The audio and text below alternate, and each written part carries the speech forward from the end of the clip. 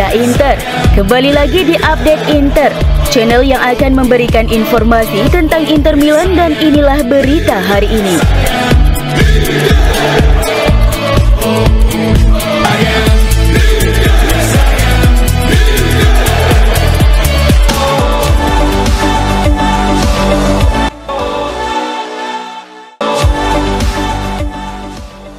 Inter Milan dikabarkan mempertimbangkan penjualan Hakan Çalhanoğlu setelah rencana perubahan formasi di bawah pelatih Christian Chivu.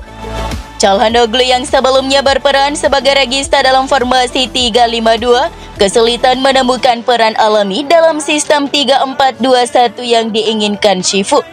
Hal ini membuat posisi gelandang tengah dengan dua pemain tidak ideal bagi gaya bermainnya. Sementara itu, Galatasaray menunjukkan ketertarikan besar untuk membawa pulang gelandang timnas Turki tersebut ke Istanbul. Meskipun Galatasaray belum mengajukan tawaran resmi, mereka telah berkomunikasi langsung dengan Çalhanoğlu untuk meyakinkannya. Galatasaray dikabarkan siap menawarkan 15 hingga 20 juta euro, sementara Inter bertahan dengan valuasi 25 hingga 30 juta euro. Negosiasi mungkin akan segera dimulai jika kedua belah pihak dapat mencapai kesepakatan.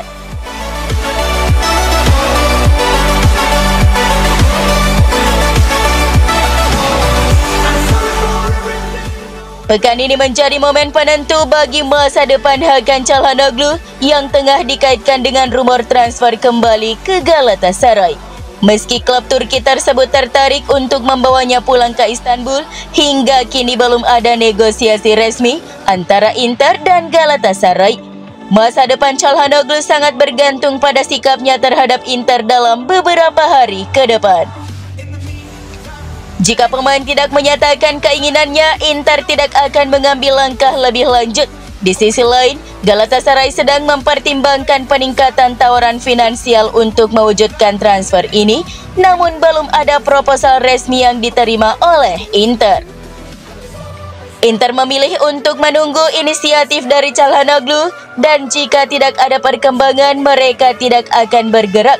Beberapa hari ke depan akan menjadi kunci dalam menentukan apakah Çalhanoğlu tetap menjadi bagian dari proyek Christian Chivu atau memulai babak baru dalam karirnya.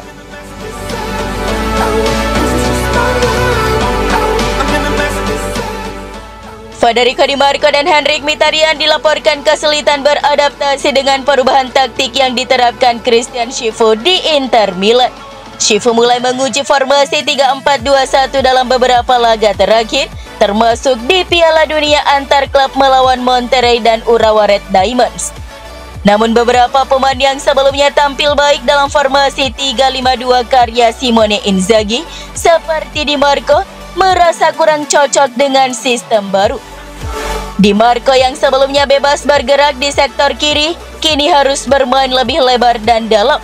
Sementara Mkhitaryan yang biasa berperan sebagai gelandang kiri, kesulitan menemukan posisi yang sesuai dengan formasi 3-4-2-1. Dalam sistem baru, Mkhitaryan tidak menemukan peran alami baik sebagai gelandang pivot maupun gelandang serang. Hal ini menjadi tantangan besar bagi Chivu dalam menyeimbangkan skuadnya, karena perubahan taktik tersebut berpotensi memengaruhi peran pemain kunci yang selama ini menjadi fondasi tim.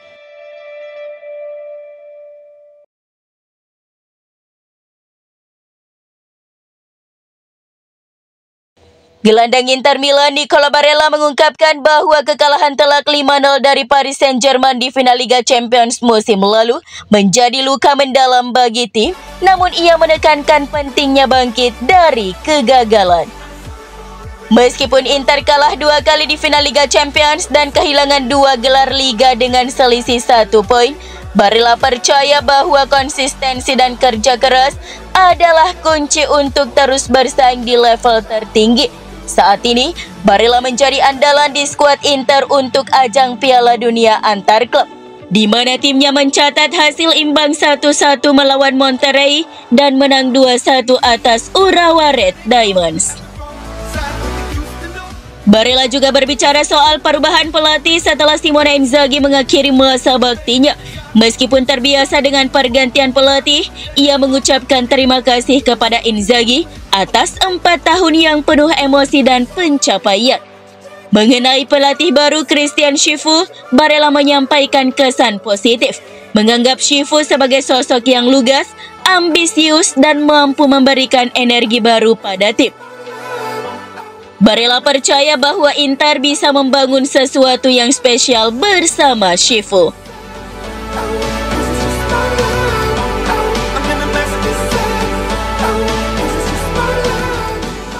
Inter Milan tengah mengevaluasi masa depan striker muda Francesco Pio Esposito di tengah ketidakpastian sektor penyerang. Keputusan penting terkait dirinya harus segera diambil sebelum pramusim, terutama setelah tampil mengesankan saat dipinjamkan musim lalu. Sementara itu, Rasmus Højlund kembali menjadi target klub-klub besar termasuk Inter. Meskipun transfernya ke Serie A terhambat oleh permintaan tinggi Manchester United, Inter juga mengincar winger muda Venezia Alvin Okoro yang berkembang pesat dalam 2 tahun terakhir. Okoro menarik minat Inter, Juventus, dan Napoli, meskipun Venezia berencana memperpanjang kontraknya hingga 2030. Inter juga tengah memantau perkembangan bek muda Parma Giovanni Leoni yang tampil gemilang musim lalu dan menjadi target utama lini belakang. AC Milan juga tertarik dengan Parma membandrol Leoni seharga 30 juta euro. Di sisi lain, Inter dilaporkan siap mengajukan tawaran besar untuk gelandang Como Nico Paz meskipun ada klausul buyback dari Real Madrid. Inter juga kehilangan kiper Filip Stankovic yang pindah ke Venezia dengan status permanen setelah dipinjamkan. Cagliari ikut meramaikan persaingan untuk mendatangkan Esposito setelah tampil impresif di Spezia. Selain Cagliari, banyak klub Serie A lainnya tertarik pada pemain berusia 19 tahun ini. Sementara itu, Inter berencana menjual Mehdi Taremi setelah musim pertama yang mengecewakan di San Siro, dengan Besiktas dan Nottingham Forest menjadi peminat. Namun Besiktas hanya tertarik dengan peminjaman, sementara Inter lebih memilih kepindahan permanen. Jonathan David dikabarkan tidak akan meminta biaya transfer untuk kepindahannya, namun ada tantangan besar terkait tuntutan gaji dan komisi. Menurut Alfredo Pedula dari Sport Italia, David dan perwakilannya meminta bonus tanda tangan sebesar 10 juta euro, serta gaji bersih 7 juta euro per musim. Tuntutan gaji yang tinggi ini dianggap terlalu besar untuk Inter yang kemungkinan akan menghadapi kesulitan dalam memenuhi permintaan tersebut.